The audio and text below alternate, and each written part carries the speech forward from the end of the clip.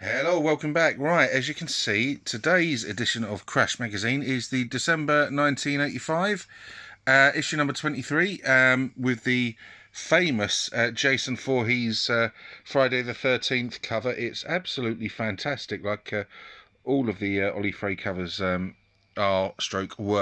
Absolutely brilliant covers. It's like I say, it's the December 1985 issue. So one of the features here is Friday the 13th, the computer game. It's obviously just in the run up to Christmas that year, so it's a fairly hefty edition compared to other ones. So anyway, let's get into it. Just have one more look at that stunning picture, because it is fantastic. Right, okay, so we get in. We've got a double page advert for Commando. Absolutely fantastic game. I did do a recent comparison video. The only one of the versions I played that I didn't really enjoy was the BBC Micro version. It's a bit weak on that computer, but decent, very good on the C64, Spectrum and Amstrad. Share your thoughts as ever. Mugsy's Revenge, sequel to Mugsy. Now, I've never played either of the games from Melbourne House. So again, you know, as we go through, just make sure that if anything stands out as something that you remember fondly or not quite so fondly, then by all means chip in the comments section down below. We've got an advert for Astro Clone from Houston. I'm going to have to say this again. I said this a lot in the previous magazine review I did. I don't recall that game at all. I don't think I've ever played it or seen it. So again, thoughts and memories. The editorial. Let's have a look, see what games we've got reviewed in here. BC's Quest for Ties, Back to School, Big Ben Strikes Back. Quite a few reviews in there. So, Scooby-Doo in the Castle mystery. Now, quite infamous game in the history of the Spectrum. Elite promised an awful lot, kind of like an interactive cartoon, and it never came to pass. I think the requirements, they were aiming just way too high with what they could actually achieve. So eventually an arcade platformer was developed by Gargoyle and released by them. Now, I wonder why the Amstrad version was the most expensive out of the lot. But here we can see what was planned for it. And you can see it looks like it would have been something. Appreciate these are just sort of like mock-ups. I wonder if any actual sort of code of it exists. Now, I do recall an issue of Retro Gamer quite some time ago had something about Scooby-Doo in it, but I can't remember whether or not it mentioned whether or not any of the code still sort of exists anywhere, or, you know, how far into development it was, if any of it was playable, etc. Roller Coaster is such a fun game. In fact, when everything is back out of boxes and stuff like that in a few weeks' time, if you would like to see this as one of the first comparison videos I do, because I didn't know it was out on the Commodore and the Amstrad, then by all means give me a shout. And I'll do that, because I really enjoy the Spectrum. It's tough as nuts, but if it's out on the others, it'd be a good comparison to do. The first Crash Smash we have is Back to School, the sequel to School Days. One of my favourite games ever. And it kind of expanded on the format of School Days by including a girls' school, more tasks to do, more characters to interact with. And it was from Microsphere, wasn't it? And it was the second game of what was a planned trilogy. Now, I believe the third one was going to be sort of based around a school sports day, but it never came to pass. And Microsphere, sadly, decided to leave the software industry for good, for reasons related to piracy. I think, if I'm remembering that rightly from stuff I've read about it, and it deservedly got a sort of Crash Smash. Now, I did, on my channel, one of the sort of, or the most popular sort of video, the one of the most views is like my 10 favourite or best looking ZX Spectrum games, what I think, and I put School Days in purely because I think the characters in the game have got so much character in themselves. The fact that you could rename them, but also, look, if you look at the sort of Mr. Whacker, the headmaster there, actually he's got a real sort of like look of character about him. Mr. Rocket, the science teacher, Einstein, the SWAT. You know, they all, and I can't remember what the bully's name was. And of course, there's Eric. Now they've all got sort of personality and character, and I thought that was brilliant, and I still do. So I stand by including that in that list. Tomahawk, never played that one. Digital integration. They were known for the volume and quality of the simulation games that they released, weren't they? Of course, many of them as well. There were, I think in the previous one I mentioned TT Racer, Excel from Activision. Don't know what you got to do in that one. 75% from Crash, so yeah, it seemed a decent enough game. Brainstorm from Bubble Bus, $1.99, coded by T Prosser. Again, they were fairly happy with that. One of the early adverts for Elite,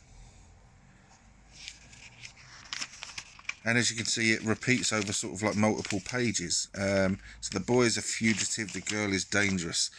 Some sort of like preview type stuff from Merely Mangram, International Karate.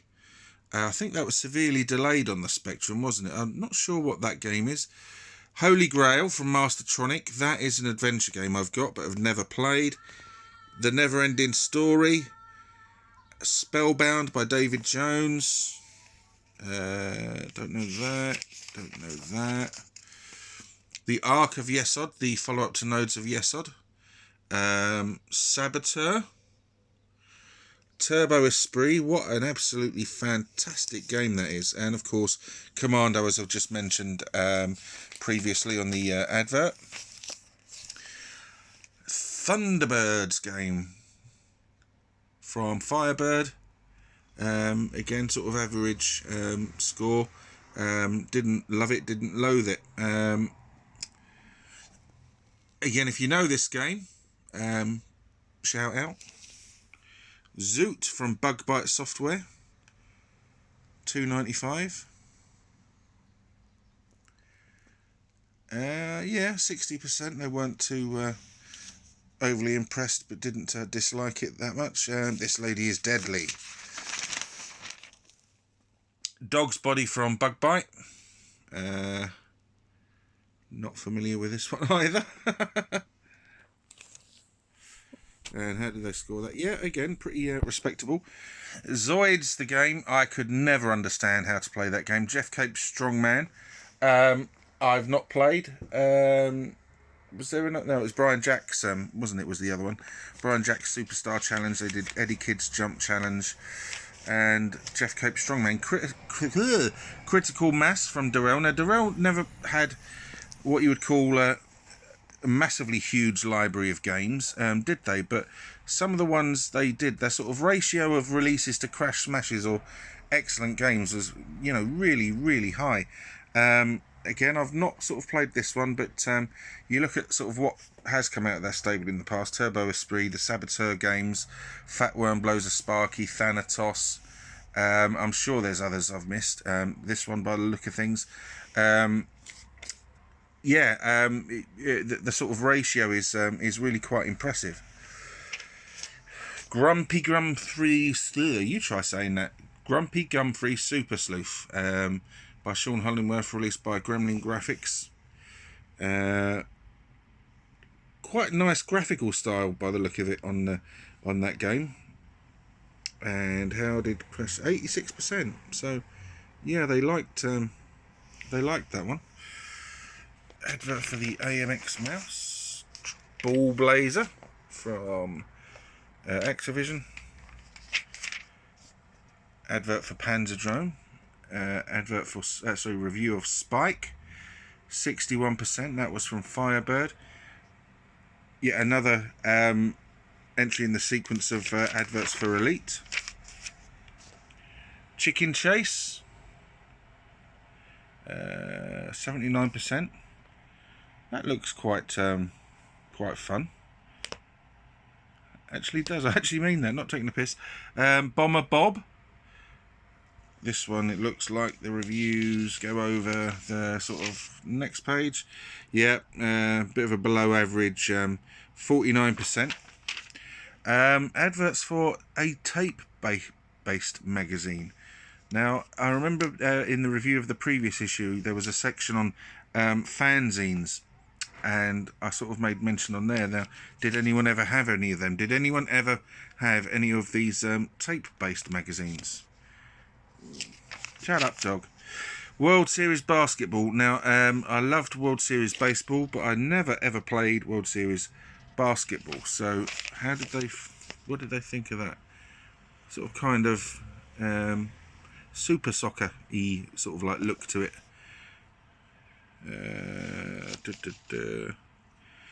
81%.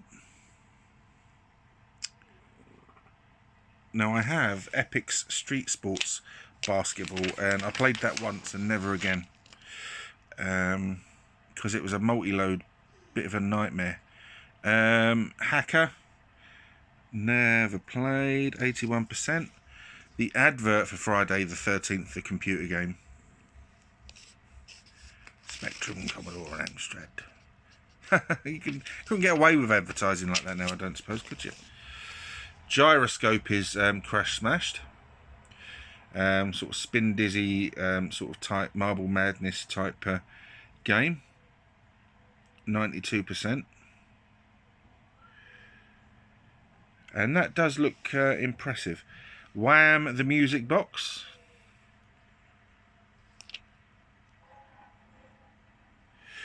Another example of musicians of the day sort of endorsing or products. I think once Wham split up, that was actually just released as just Music Box, wasn't it? Advert with people from Melbourne House. Fighting Warrior, a bit of a disappointing game, mentioned in the article there. Gyroscope, as I've just mentioned, crash smash. Advert for Saboteur, considered one of the classics of the era. Fantastic little sort of subscription artwork there. Eye of the Mask from Electric Dreams by Sandy White, Angela Sutherland and Paul Fick. I couldn't work this game out at all. It looks impressive. It certainly is still impressive, the way things are slung around and chucked about, and when you see the sort of faces moving about, it really is quite impressive, but I did not have a clue what I was doing on that. Did anyone else ever manage to fathom it out? 92% is the score that Crash gave it. The Secret Diary of Adrian Mole. I have this, but on either the Commodore or the Spectrum, or the Amstrad. I've never played it on the Spectrum. 86%. There was an incredibly popular series of books and very popular TV series. The first couple of books, the Secret Diary and the Growing Pains, I think they were. They was on ITV. International Karate with a theme tune by Ian Jury, I think it was. Not International Karate. Adrian Mole. News.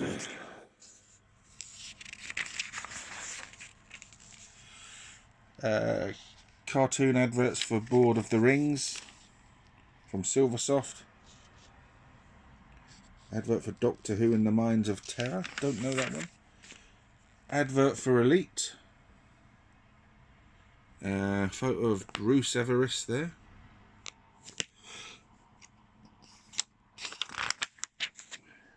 Advert for BC's Quest for Tyres. Codemasters giving away a sorry, not Codemasters. Software Projects giving away a hi-fi. Preview of a surfing game that had a surfboard overlay for your keyboard. Now, I've never seen it in the wild.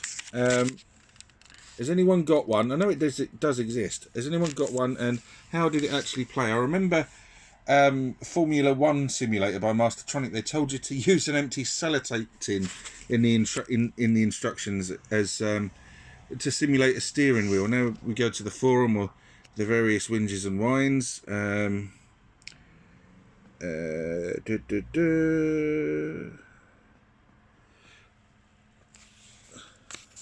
Advert for cassette 50 with the digital watch. Yay. Cassette 50, eh? More letters.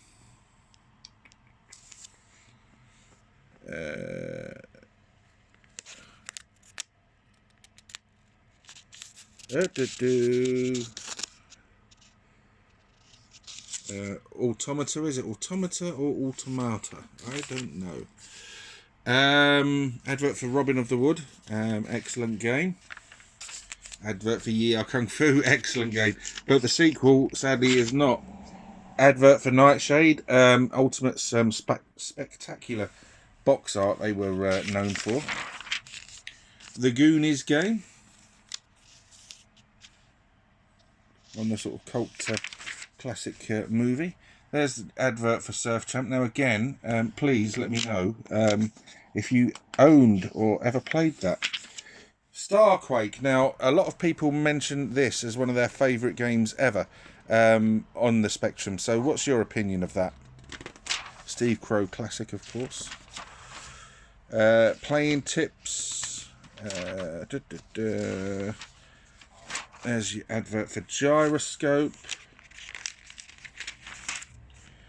Tell CT Review, Crash Smash, had a sequel called Academy. I played it back in the day. I've never played it since. Came in a sort of strange sort of shaped box, as you can see. But how far, you know, how much love did you have for any of these games? There's Steve Cook, also responsible for, sorry, Pete Cook, sorry, responsible for the likes of Juggernaut, the Tau City games, Micronaut 1, and again, I can't think of any others now. But all the more impressive when you saw it sort of running, that it was in 48K, if you know what I mean. Big Ben Strikes Again from Arctic. It looks bizarre. Not very well received. Transformers was not a particularly good game, was it? The Hall of Lies, the Hall of Slime, the Hall of Made Up Scores. So you played Bruce Lee for 4 hours straight and you killed 33 wizards. Right, okay.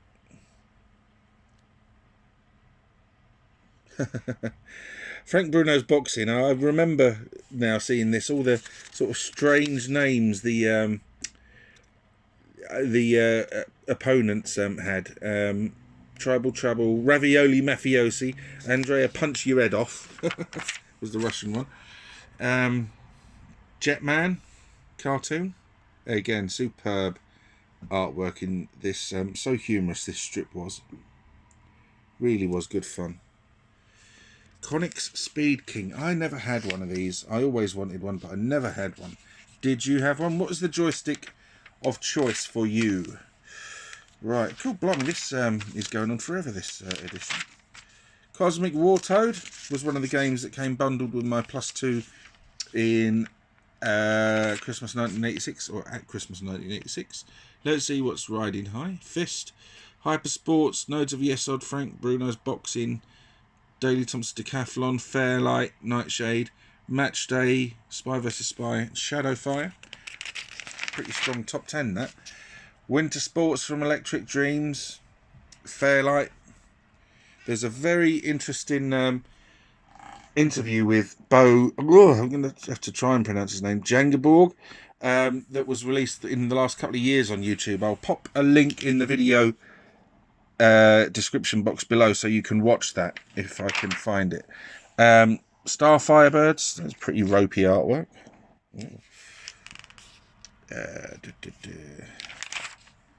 The technical bit, again, that's what I call the foreign language section.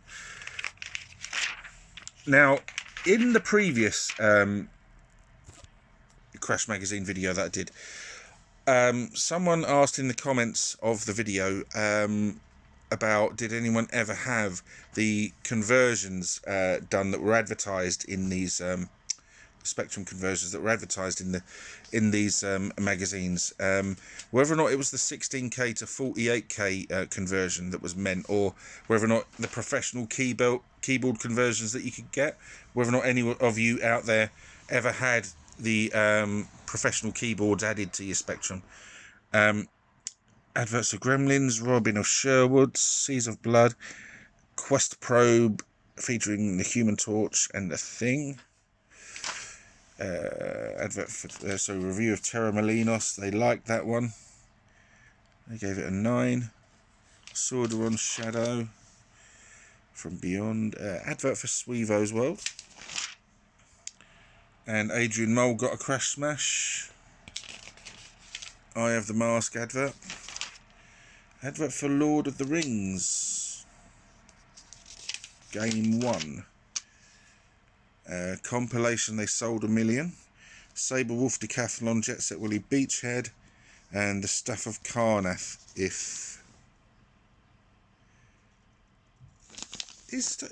Saberwolf not come out on the Commodore 64? Oh.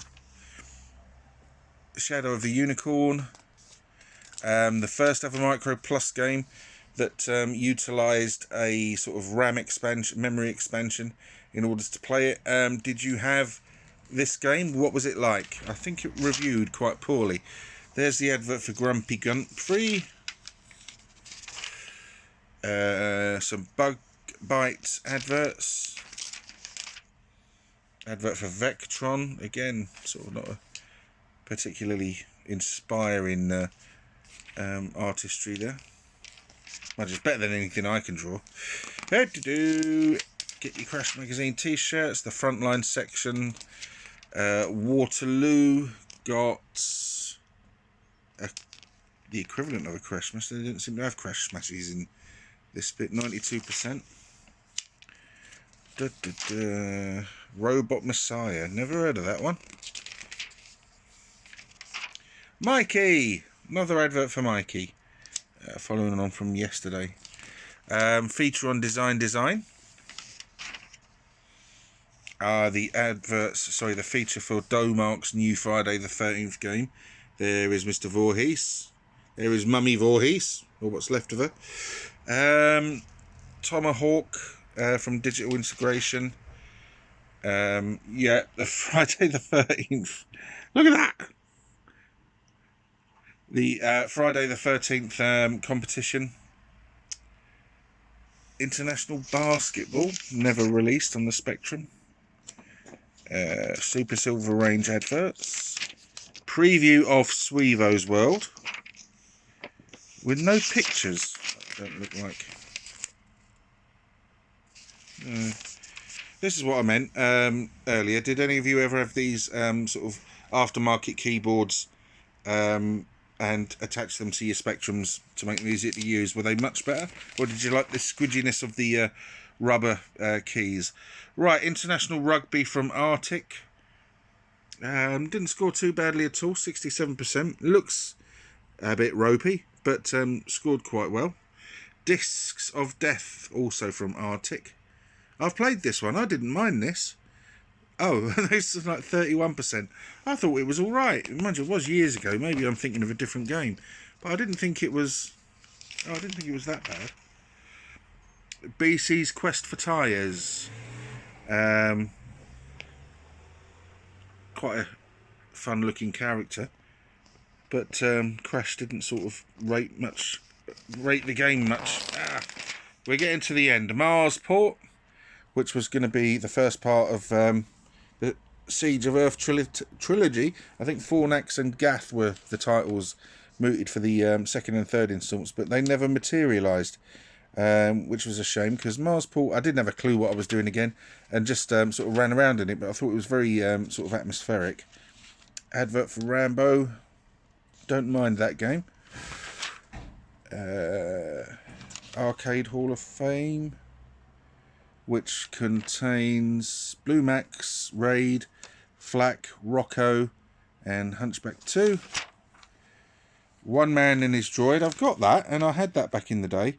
I can't remember an awful lot about it, though. cheerful enough little game, 76%. Advert for Back to School, which we've seen was the Crash Smash in this issue. One of the Crash Smashes, sorry. And an advert for Ace, where again you can get a watch. And finally an advert for World Series Basketball.